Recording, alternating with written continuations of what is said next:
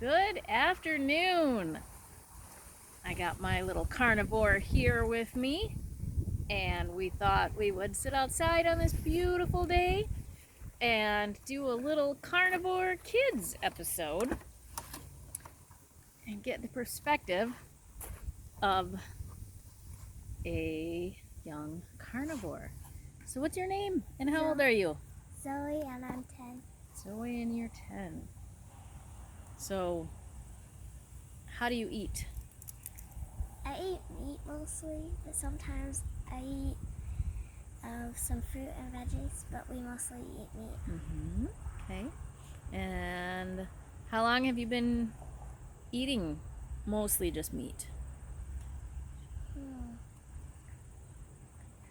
Have I think since like last October? Yeah. Yeah. Yeah, this is it. Do you have fruit every day, or what is fruit? What do you use fruit for mostly? Mostly we use fruit for dessert, and Mom only gets it on occasions for a treat. Yeah. And let's see. How did you eat before you ate carnivore? We ate bread, we ate a lot of fruit, and a lot of veggies. We ate a lot of veggies. We didn't really eat bread though. No, we mostly ate like just bread sometimes. Yeah. But we were still more we were more keto, right? Instead of just the carnivore? Keto, yeah, we had. So we still had, but we had more than what we should have. And you've been gluten-free for a long time, huh? Yeah, like 2 or 3 years, I think. Yeah. And why do you need to be gluten-free? Because if I eat gluten, I get these really bad stomach aches. Like it's really bad. Yeah. And do you like just eating meat? Yeah? Yeah. When we go to restaurants, they don't have a lot for me to eat because I'm gluten-free. And I mostly always just get a hamburger, but I don't mind that because it's meat, and hamburger is one of my favorite meats. Oh, that's just what I was going to ask you, what one of your favorite meats is, and that's hamburgers. Yeah. Yep. Are you able to cook hamburgers yourself? Yeah. Yeah, how do you do that? Most of the time I do it on the air fryer, but a couple times I do it on the stove sometimes. And do you like the air fryer? Yeah? Think everyone should have an air fryer? Yes, I do. I really do. What's your other favorite dish that you always want me to make? Eggs. We've got chickens that we get our eggs from. But what's your other favorites? I also like your stuffed brats. My stuffed brats, yeah. What about the one that every time I buy chicken, what do you want? I can't believe you can't even think of this right now. No, I can't. You always beg me for chicken nuggies. Oh, yeah. You like the chicken nuggies, don't you? When you're on the phone, yes. Yeah, yep, when I was on the phone, you wanted chicken nuggies. And so now that you mostly just eat meat, if you go away somewhere and so then you have gluten-free foods, but it's, might not be as much protein as what your body is used to, or it might have a little more sugar in it. How's that make you feel? If I eat too much of it, I really don't feel good. My stomach starts to hurt. And this one time, I went to my cousin's in Illinois for 3 days, and we only had meat once, but we did have eggs once too, and it was taco meat. Then when I came back, I was really craving meat, which is weird, but I was craving meat. And what happened that weekend that you guys went camping and you had a lot of food? It was gluten-free, but it was still more junky and carbohydrates than what you normally eat. Yeah, what happened? I puked. You puked when I went to my great grandma's. Yeah, you ended up with a tummy ache, didn't you? And then, yep. That was a rough day, wasn't it? Yeah, that was a rough day. So if you were gonna tell other kids why to eat this way, what are a few things that you might say to encourage them?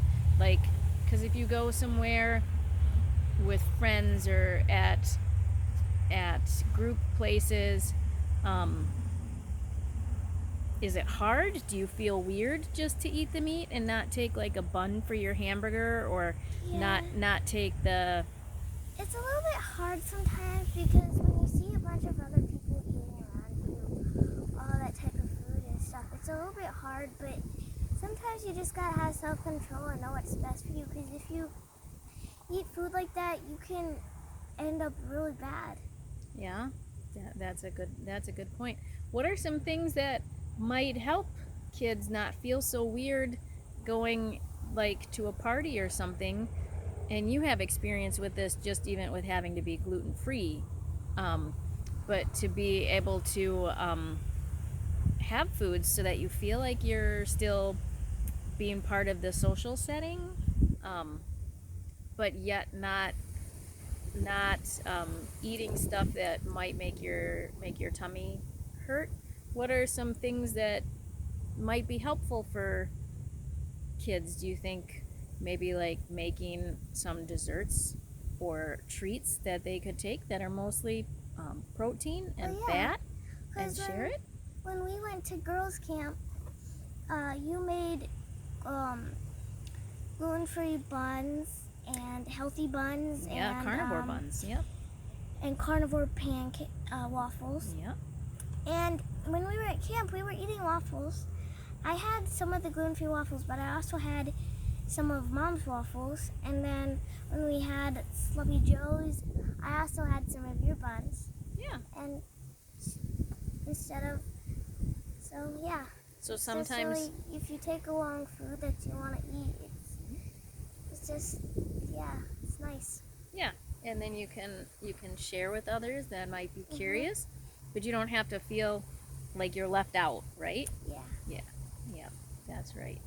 And that's what we did at great grandma's birthday party too. Mommy brought a protein cake, and I thought I was going to be the only one eating it, and there were two other people that wanted to eat it. Even there was a gluten-free cake there too, but they really liked the protein cake, right? Mm-hmm. And we just recently watched a documentary called Fed Up, didn't we? Yeah, about child obesity. And what is obesity? It's where you eat like a lot of junk food and you get fat, but sometimes you don't get fat on the outside. You can get fat on the inside. And then there's just one kid in there who had to have surgery because he got really fat. And then there was another kid who is fat, but then his brother was really skinny and he could eat all this junk food but not get fat, except he was getting fat. But he was getting fat on the inside. Yep, and that was. And when they did those body scans, they could tell. Yeah. And how did you feel when you saw those kids, what they were trying to eat just a real little amount and exercise a lot, and then they kept gaining weight? And what were some of those kids afraid of? Do you remember what they said they were afraid of? They were afraid of, well, they said a lot of things. They did say a lot of things. Were they afraid of dying? Yeah. Yeah, they were afraid of dying And because. I felt really bad for them. Yeah, that was a really hard documentary to watch, wasn't it? Yeah. Because, isn't it hard when kids are doing everything that they're told is right and they still just can't seem to get healthy? Yeah. But that's because, why do you think that is? Well, because people are telling them to exercise a lot more, but actually when they exercise, they're getting more weight instead of losing it, because their body doesn't know what a calorie is. Yeah, your body doesn't know what a calorie is. And if they're eating, exercise is good, it's important, isn't it? Yeah. Yeah, exercise, moving our body, keeps our bones and muscles strong. But if you exercise and still eat a lot of carbohydrates, then what does that do to your body? It hurts it because it keeps your insulin up. And do you remember what insulin is? It's it's like sugar. No, that's glucose. Oh, yeah. But what does insulin do in our body? It's a very important hormone, but we don't want too much of it, right? Yeah, because Daddy's body has trouble making insulin. That's why he does it. Yep, Right? Daddy's body doesn't make insulin at all. He has type 1 diabetes, and so he doesn't make insulin at all. But you remember, insulin helps tell the sugar in our bodies where to go. And if we have too much, then it makes fat cells, and it will store fat for energy. And so if we don't eat I sugar, remember them showing that. yeah.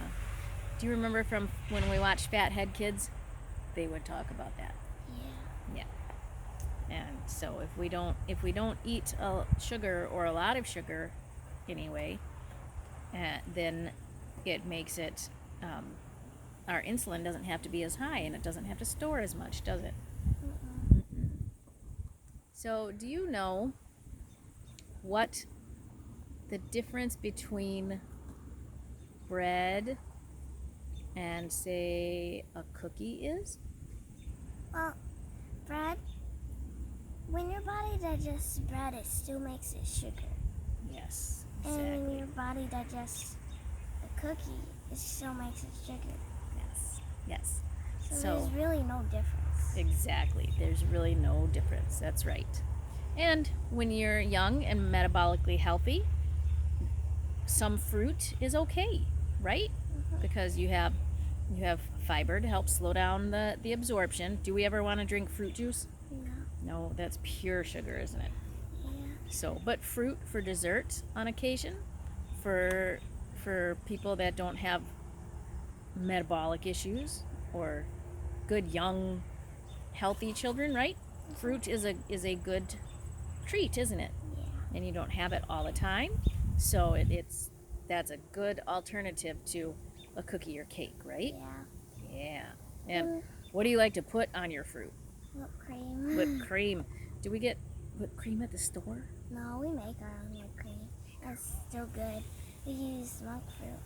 We use monk fruit. That's right. And how do you do it? Is it really hard No. to make it? All you have to do is put heavy whipping cream, and then you mix it, and then you put some monk fruit in, and then you just mix it a little bit more, and then you have your whipped cream.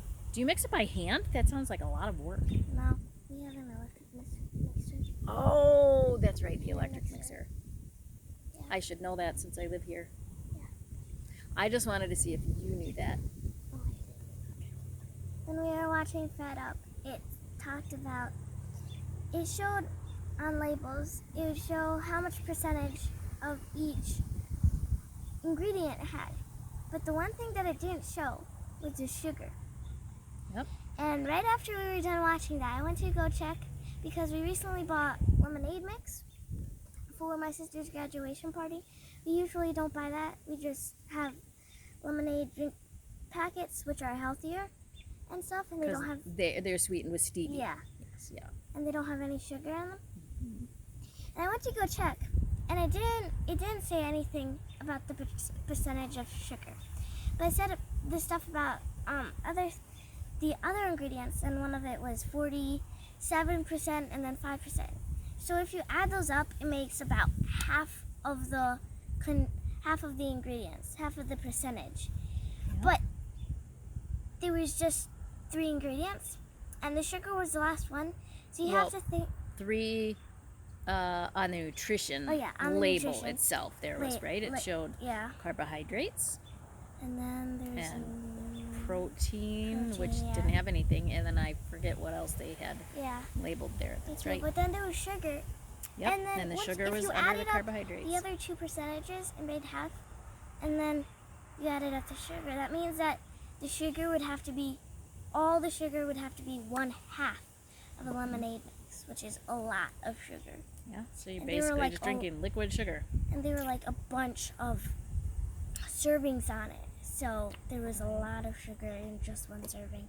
Yep, yep. And we normally wouldn't buy something like that, but No. we had a lot of people over, and not everyone eats and drinks like us, right? So we did make one pitcher, and it didn't even go. So I was very I was pleased with that. A lot of people drink fruit punch. So if you have anything else that you wanted to say before we wrap up about any food or anything? No. All right, so basically just eat your meat, right? Yep. Eat We your used to meat. think that veggies were really good for us, and our dad would force us to eat all our vegetables, and my brother, he hated vegetables. He absolutely hated them. But then, recently, we figured out that vegetables weren't as good for us as we thought. That's right. That's right. And we don't really need them. No. Do you have some vegetables still every now and then? Yeah. We like have some green beans and stuff. Yep. And that's perfectly okay every now and then, isn't it? That's right. All right. Well, thank you so much for coming and letting me video you and put this on my channel. So this is my little carnivore, one of my little carnivores. You have 7 others. I do. Only a handful left at home though. Yeah. And I'm sure some of them we might be able to con them into doing a little interview, right? Yeah, maybe not Emily, but Probably not. So, and if any of you have a carnivore kid that you would like to have share their testimony or anything, reach out to me or comment on this video and we'll see if we can work something out.